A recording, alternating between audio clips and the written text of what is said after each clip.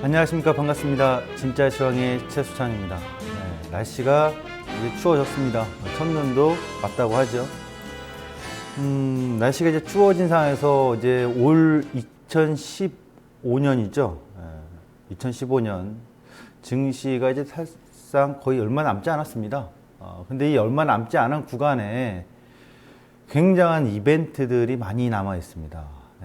뭐 제가 얘기했듯이 3대 변수라고 했죠. 3대 세 가지 중요한 거. 위안화의 편입 여부, 그 다음에 11월 30일 날, 그리고 12월 3일 날에는 ECB 정책회의가 있고, 12월 4일에는 산유국의 오펙회의가 있고, 그 다음에 12월 15, 16일 날은 미국의 FRB 회의가 있습니다.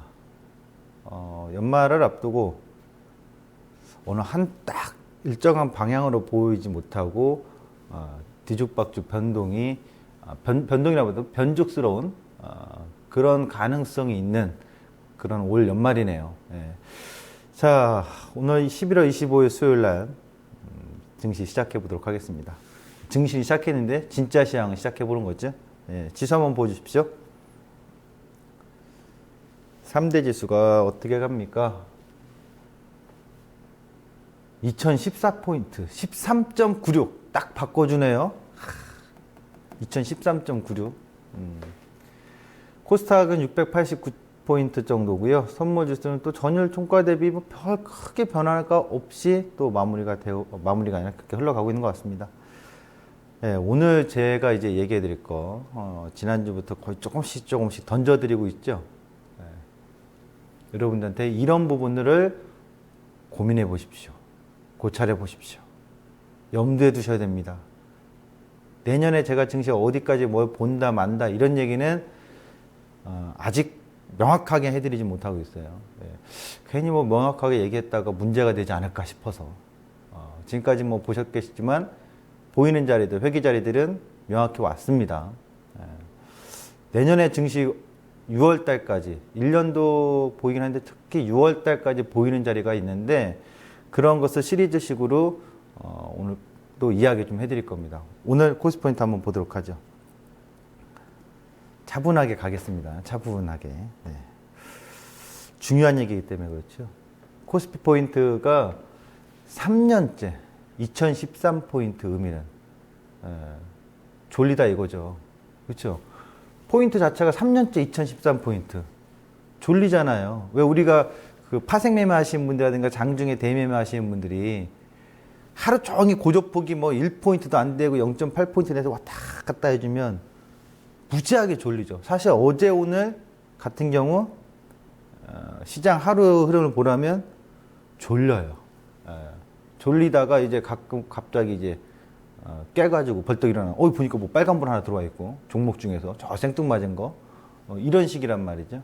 근데 3년째 2013포인트 어떤 의미일지 주목해 주시기 바라고. 자, 미국의 금리 인상에 대하여, 그 다음에 주택 인허가 확대에 대하여, 총선과 경제부총리 변화에 대하여, 이게 핵심입니다. 지켜봐야 될 또 하나의 포인트들입니다. 하나씩 가보도록 하겠습니다. 아이고, 어깨가 아프네요. 제가 어깨 아픈 이유가 따로 있는데, 증시에 이런 말이 있어요. 조지 소로스가 대세를 거스르되 굴절 지점에서는 경계하라. 투자 격언 중에 하나거든요. 그런 얘기가 있는데 지금이 그런 굴절 지점을 계속 만들어가는 과정이잖아요. 미국의 기준금리 첫인상 시점. 저를 잡으시면 안 돼요. 이걸 잡으셔야 돼요. 여기에다가 얼굴 빨개지잖아요. 오늘 얘기할 게 좀 얼굴 빨개질 수밖에 없는 얘기들이에요. 복면을 쓰고 나오면 안 될 것 같고, 쓰고 나서 얘기하면 시원하게 얘기할 텐데. 자, 미국 금리 인상 저 부분만 확대해 주시겠어요? 잘 안 보이시니까. 77년 8월, 86년 12월, 94년 2월, 99년 6월, 04년 6월, 2015년 9월이라고 했는데 아니었잖아요, 인상이. 이 자료는 그 KDB 대우증권에서 올 8월인가 7월에 나왔던 자료예요. 그걸 그대로 좀 인용을 해서 나갈 부분들이 많이 있어서 다시 한번 살펴볼 겁니다. 저 날짜가 뭐냐면 미국이 금리 인상했던 첫 시점입니다. 그러니까 인상 시기 뭐 1년 동안 하든 2년 동안 하든 그 인상 시기에 그게 아니라 계속 금리가 저금리에 있다가 첫 시점 발을 탁 하고 처음으로 내딛었던 그 시점의 일자들입니다. 저걸 기억하셔야 돼요. 이번에 금리 인상 말들이 많죠. 한다 안 한다. 이제는 이제 한다는 쪽으로 다 거의 굳어지고 있잖아요. 우리는 뭐 한 500년 전에 다 예측을 하고 있었지만 이 진짜 시황의 애청자분들은 저하고 함께 또 이제는 할 것 같으니까 인상이 거의 굳어지니까 하는 얘기가 이런 얘기들이 나오죠. 이제는 인상은 문제가 없다.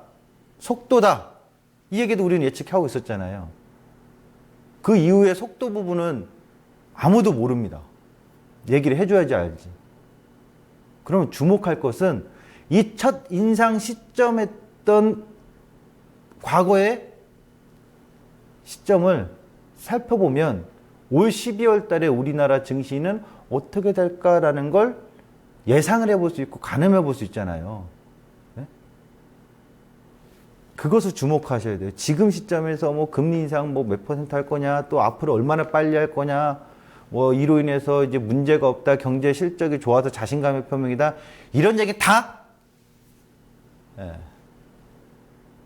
덕구한테 줘버리자고요. 멍멍이들한테. 의미가 없다, 이거, 그거는. 중요한 건 과거의 첫 시점에서 어땠는지, 역사적인 과거로 돌아가서 기록들 한번 살펴볼 필요성이 있다는 얘기예요. 그 점을 오늘 주목하시면 올 연말 12월 달까지 이렇게 될 거야 라는 가능성을 예측하면서 시장이 보일 겁니다. 그것 좀 알려드릴 거고요. 그럼 이 하나를 보도록 하죠. 그건 좀 이따 보여드릴 거고요. 보여주시죠. 다음 자료. 미국 금리 인상 시기별 특징과 달러와 변동인데요. 제가 몇 번을 걸쳐서 이야기해드렸는데 우리나라가 과연 2000년대 중반 이후에 과정을 겪을 거냐, 90년대 중반의 과정을 따라갈 거냐, 또는 혹자들은 뭐 일본에 잃어버린 10년을 가네 안 가네 말들이 많고 뭐 학자분들이나 연구원들은 그런 우려감도 있다라고 얘기하잖아요. 근데 우리가 이 자료를 보면 유난히 지금 시점하고 매우 유사한 구간이 하나 있어요. 94년도에서 95년도에 금리 인상했던 시기. 정책금리의 변화 자체는 뭐 이제 당시하고는 3%였는데요. 6%까지 올랐는데 이거 뭐 지금하고 전혀 연관없는데 뭐가 있냐면 독일 유로의 정책금리가 당시에 금리가 인하가 계속 지속됐고요. 일본도 금리가 인하가 지속됐고요. 그동안에 계속 약달러였거든요.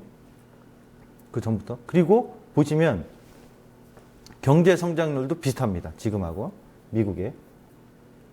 물가? 지금 안정돼 있잖아요. 재정수지? 미국 재정수지 몇 년 전까지만 해도 뭐 우려 있다 해서 폭락도 오고 했었잖아요. 개선됐는데요. 당시에. 전체적으로 보면 여기서 미국이 기준금리 인상할 때 독일 유로라든가 일본 정책도 같이 인상 시기 비슷했거든요. 이 시기하고 아주 유사한 특징들이 많이 나타나고 있어요. 언제? 지금 인상하기 직전의 시점에서 주목을 해야 되겠죠. 그러면 과거 저때 흐름하고 지금하고 어떤 건지, 또 환경의 변화들 참고를 해볼 필요성이 있다는 얘기예요. 또 하나 보도록 하죠. 미국의 집권 정당과 달러와 어떤 연관성을 딱히 뭐 이렇게 짓기에는 여러분들 이 표를 보시면 찾을 수 있을까요? 여러분들 스스로 숨은 그림 찾기 하시고. 제가 보건데 여기서 주목할 것은 볼커 의장이나 그린스펀, 버냉키, 옐런 의장, 연준 의장의 어떤 의미도 있겠지만 이게 아니라 제가 보기엔 레이건 대통령 이후 월가의 힘이 실질적으로 더 확대되고 장악됐던 80년대 이후에 부시 대통령, 클린턴, 부시 아들이죠. 오바마. 색깔 잘 표시해 놨잖아요. 민주당, 빨간색 공화당. 공화당 시기에는 약달러. 달러 인덱스까지 약달러. 민주당 시기에는 강달러. 빨간색 공화당 시기에는 약달러. 오바마 시기에는 지금까지 약달러였는데 아주 가파르게 강달러가 형성되고 있잖아요. 이게 특징이에요.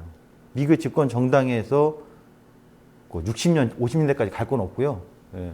레이건 대통령 시점 이후부터 보면 집권 정당에 따라서 달러의 강달러와 약달러의 시기가 아주 명확하게 구분되어 있다고요.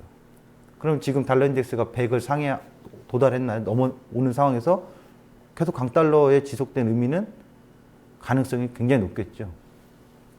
또 보도록 하겠습니다. 다음 자료를. 재정 수지와 달러합니다. 우리가 몇 년 전까지만 해도 미국의 재정 수지가 문제다, 심각하다, 미국의 부채의 미국의 재정 파탄이다. 그리고 또 미국에서도 미국 사회에서 자기들끼리 그 정당들끼리 싸웠었잖아요. 뭐 철이래 한 해, 만해 뭐 매번. 몇 년 전까지만 해도 우리의 시장에서 이슈화가 될 때마다 변동성이 커질 때마다 나왔던 건데 지금은 미국의 재정 수지 적자를 걱정하는 이슈가 없어요. 보시다시피 빠르게 안정화되어 가고 있거든요. 축소되고 있거든요. 그러면서 달러 인덱스는 강세로 갑니다. 그렇다면 미국의 달러 강세는 지속될 가능성이 여전히 높다. 이렇게 좀 볼 수 있겠죠. 다음 자료 하나 보겠습니다. 우리나라인데요. 신흥국 경기 침체로 우리나라가 수출 부진이 장기화가 예상된다고 제가 얘기했어요? 아니죠. 예. 리서치 센터에서 그런 자료를 내놨는데 그렇다면 KDB 대우증권 얘기가 다 맞다는 얘기냐? 그건 아니죠. 예. 그렇죠? 근데 두루두루 우리가 다른 연구원들의 또 경제연구소의 자료들을 보면 거의 일치하는 부분들이 있어요. 수치가 일치하는 게 아니라 또 시나리오라고 할까요? 이러이러한 가능성에 있어서 수출이 좀 부진할 수 있다. 그리고 또 우리나라의 지금 기업들의 매출이 감소됐고 증시에서도 보여주잖아요. 수출 기업들은 계속 저PBR로 가고 있고 내수주나 서비스 쪽으로만 주가 상승이 나타나고 있고 고퍼가 형성되고 있고요. 전반적으로 신흥국의 경기 침체로 인해서 둔화 우려가 있다라는 얘기를 해주고 있는 거거든요. 이 자료에서. 그러면 내년에 중요한 건 결국 중국의 경기와 유로의 경기, 또 신흥국, 또 브릭스 국가들의 경기가 상당히 중요하겠죠. 아까 전에 봤던 90년도 중반 때랑 2000년도 중반 때 비교할 때 2000년도 중반 때는 유로화의 탄생이 확대되면서 우리 뭐 돈 쓰자. 소비가 확대됐죠. 유럽에서. 또 중국 개도국 성장을 해왔죠.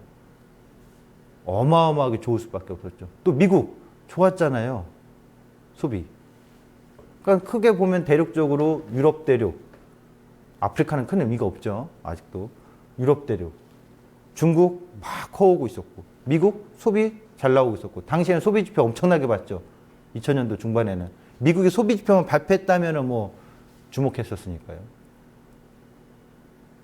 지금은 어떤가요? 앞으로 미국 금리 인상 시기가 계속 금리 인상 시기로 다가가고 있고 미국은 우리는 경제 좋아. 이렇게 얘기하고 있는데 유럽하고 중국은 둔화 우려가 나오고 있고 살아나고 있지 못하잖아요. 그러니까 대외 변수가 요즘 나오는 말들이 대외 변수에 따라서 우리 내년 경제 성장률이 달라질 것이다. 그놈의 대외 변수는 언제까지 맨날 대외 변수일까요? 근데 우리 증시에 투자하시는 분들이 그런 변수를 체크는 해야 돼요. 그러니까 다른 나라 다 빠지고 있고 흔들리는데 우리만 올라갈 수가 없고요. 다른 나라가 올라가는데 우리만 계속 빠져내려간다? 그것도 좀 드물죠. 그런 현상은. IMF가 왔을 때 빼고는. 근데 그때 IMF 때도 우리만 빠진 게 아니라 전 세계 증시 다 같이 휘둘렸던 거고 우리가 그 안에서 조금 더 조연이 아니라 주연 역할을 해서 좀 심각했던 거죠.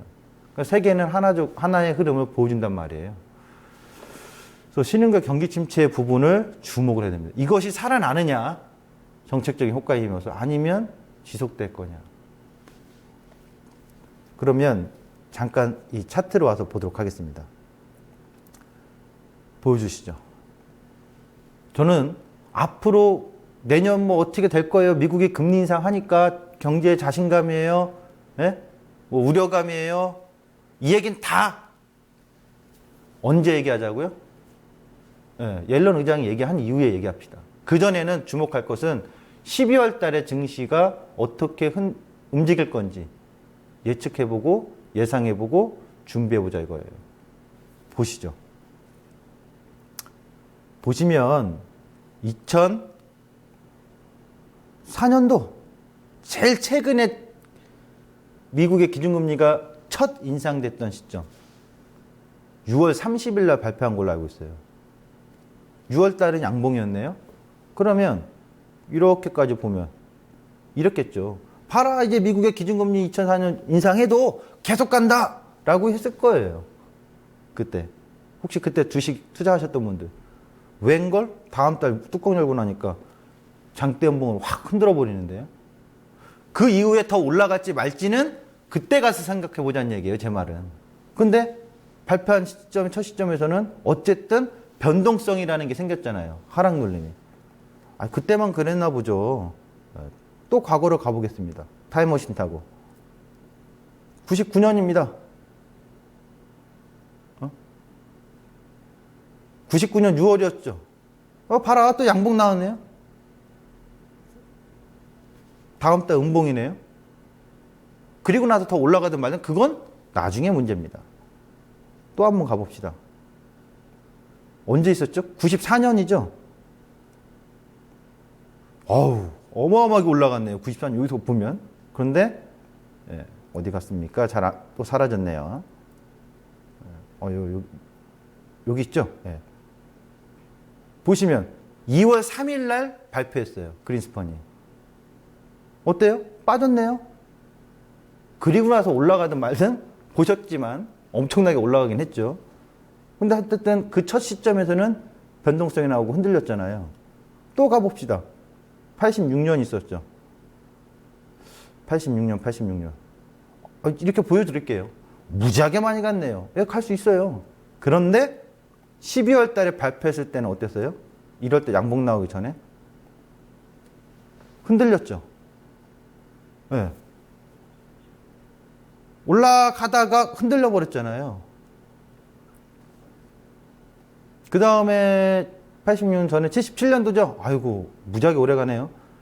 77년도 8월 달에 어떻습니까? 빠졌는데요. 얘는 더 빠졌네요. 자, 우리가 첫 시점 이후에 그 이후에 추세가 계속 상승을 할지 하락을 할지 이거는 중요치 않다 이거예요. 지금 전략에서. 지금의 전략은 12월에 첫 발을 내딛는 그 시점에 시장이 강한 양봉을 보여줄 거냐 아니면 오르락내락하는 흔들림이 보일 거냐 아니면 장대 연봉을 보일 거냐 확률적으로 66% 이상이 흔들리는 게 보이잖아요. 왜? 지금까지 단 한 번도 역사적으로 6번 있었는데 단 한 번도 5번인가요? 발표했던 시점에서 쫙 이건 아니었잖아요. 흔들어 놓고 올라가더라도 흔들어 놓고 갔다는 얘기죠. 이번엔 다를 수 있는 거 아니냐? 그럴 수도 있어요. 매번 옛날하고 똑같을 수는 없는 거니까. 그러나 우리가 역사라는 거 간과해서는 안 되겠죠. 참고하시기 바랍니다. 그래서 올 12월 달은 그렇게 밝지가 않아요. 올라가면 거기가 거긴 것 같고 내려가 봤자 뭐 거기서 거긴 것 같고 내려갔다 올라올 수도 있는 거니까 이런 굴곡 그 상황에 놓여져 있을 가능성이 상당히 높습니다. 네. 그래서 제가 계속 수렴이라는 거 얘기해 드렸잖아요. 여러분들도 벌써 이제 11월 달 다 끝났어요. 뭐 내일 모레 목, 금 다음 주 월요일이면 끝나잖아요. 다음 달 한 달 그림을 예상하고 계셔야죠. 다음 달 고적폭을 예상하고 계셔야죠. 이번 11월 달은 제가 얘기했던 대로 3마디가 나온다. 최소한 3마디가 나온다. 4마디 나올 수도 있겠죠. 눌리면. 어쨌든 그 3마디의 흐름대로 고적폭 안에서 움직였으니까 적절하게 대응이 충분히 된 거죠. 다음 달 이렇게 준비하시면 됩니다. 그 다음에 주택 부분 보겠습니다. 주택 건설 부분 빨리 갈게요. 이 기사가 많이 나오는데요. 실은 작년에도 나왔어요. 그러니까 웃기지 마라. 주택 공급 과잉 부분 작년에 나왔고 재작년에 나왔고 그것 때문에 문제될 것이다 막 얘기 나왔는데 왜 올해 나오는 것 가지고 더 민감하게 반응해야 되냐? 필요 없다. 주택시장 양호하지 않냐? 매매가 올라갈 것 같고 설문조사하면 뭐 주택 가격 앞으로 더 올라갈 것 같아요라는 설문조사도 많고요. 보도록 하죠. 인허가 이 자료를 보시면 몇 년 최근 들어서 2013년, 14년, 15년 계속 증가하고 있잖아요. 다음 자료 하나 보겠습니다. 보여주시죠. 또 90년도부터 지금까지 자료인데요. 90년도에 고가 아니죠. 전 노태우 대통령 정권 시절이었잖아요. 그때는 뭐 부동산 개발 붐이 어마어마했으니까요. 75만 원. 최근에 뭐 올라가면서 2015년도 올해 사상 최대가 되지 않겠느냐? 75만 원 얘기도 나오고 있고요. 넘어갈 수 있다. 과거를 빠르게 돌아가서 생각해 보세요. 노태우 정권 때하고 전 노태우 대통령 정권 때하고 고 김영삼 전 대통령 정권 시절에 부동산 그때까지 좋았다가 한번 싹 가라앉은 시기가 있었죠. 그렇죠? 정점에 달아드는 관점? 내년에 인허가 실적주의가 올해보다 더 많이 확대될까요? 그렇게 전망하는 사람은 거의 없어요. 올해가 최정점이지 않겠느냐라는 관점. 그렇다면 공급과 수요에 있어서 기본 상식이잖아요. 공급은 확 확대됐어요. 수요자는 줄어들고 있어. 1인 가구가 뭐 아파트 30평대, 40평대 혼자 들어서 살 일이 있어요? 거의 드물잖아요. 1인 가구 증가하고 있고 결혼하는 정령이 자꾸 늦어지고 있고 이혼 세대는 많아지고 있고 가구는. 또 인구의 어떤 삶의 패턴, 문화 이런 것이 자꾸 변화되는 걸 비교해보면 90년대하고 지금하고의 공급은 지금 공급 과잉이 아니다라고 하는 사람들이 있는데 제가 봤을 때는 다른 사람들 자료를 쭉 해석을 해보면 저 때하고 지금은 다르단 말이죠. 가구의 변화수가 다르니까. 공급 과잉 가능성은 상당히 높다는 얘기죠. 최경환 경제팀을 한번 보겠습니다. 이 자료를 보면서 가죠. 최경환 경제부총리의 뭐 성적표라고 하는데요. 잘했어요. 잘한 건 잘한 거라고 인정을 해드릴게요. 할 수 있는 거잖아요. 나름대로 뭐 선방했죠. 아주 어려운 여건에서. 그렇죠? 분기별 설정 좋다라기보다도 하여튼 이야기한 대로 어려운 국면에서도 선방했다라고 본인이 얘기하시는데 인정해드릴 수 있습니다. 예, 소비도 민간 소비 사놓고 경제 성장률도 뭐 3분기에 1.2% 나왔으면 잘 나온 거고 그런데 말입니다. 제가 주목할 건 이런 표가 아니에요. 재정 경기 부양에 의해서 재정을 많이 썼던 거 이 금액 이게 중요한 게 아니에요. 여기 보면 뭐 이런 것들이 상승률 좋게 나왔다 이게 중요한 게 아니라 내년 총선에 대해서 경제부총리가 이제 나오고 국회로 온다고 하시죠. 가장 강력했던 경제부총리가 자리를 비우고 다른 사람이 가버리면 정책은 또 어디를 방향을 봐야 될까요? 가장 강력했던 경제부총리의 힘이 사라지잖아요. 이런 부분에 있어서 또 수장이 또 바뀌게 되면 그에 따른 변화. 일관되게 추진력 있게 가야 되는 힘에서 새로운 변화가 또 온다라는 거. 최경환 부총리만큼은 더 강력한 파워 있는 경제부총리가 새롭게 오실지 그건 좀 희박하지 않나라고 보여지는데요. 이런 부분에 있어서 또 하나 변수가 되겠죠. 그리고 마지막 증시와 정치 보도록 하겠습니다. 지난번에 보도했던 자료인데요. 얼마 전에도 보고 리서치하러 보니까 센터장 분들이 하는 얘기가 총선하고 증시는 영향이 없다. 천만의 말씀 만만의 콩떡입니다. 보십시오. 14대 총선.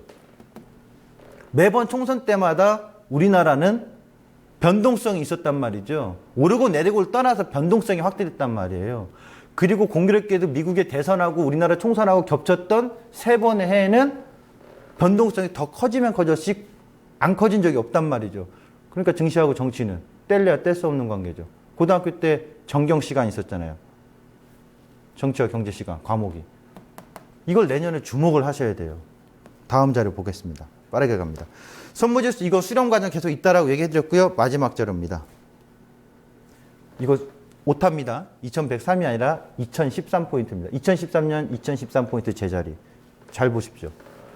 하나, 둘, 셋, 넷. 2013년부터 지금까지 4차례 2013포인트를 돌파하려고 시도했는데 장악한 적이 한 번도 없어요. 돌파한 다음에 지지 반등 나와서 장악해서 올라가야 되는데 이렇게 내줬잖아요.